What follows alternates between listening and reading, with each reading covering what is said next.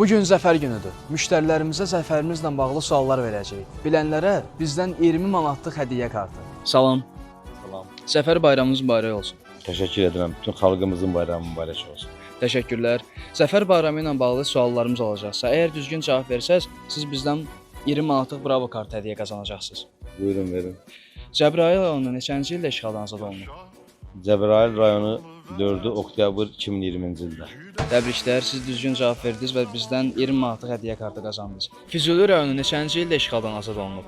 Füzuli rayonu 2020-ci il oktyabr ayının 17-sində işğaldan azad olunub. Təşəkkürlər. Suala düzgün cavab verdiyiniz üçün siz bizdən 20 manatlıq Bravo kartı qazandınız. Allah sizə can sağlığı versin. Buyurun. Bu olmasa da olar.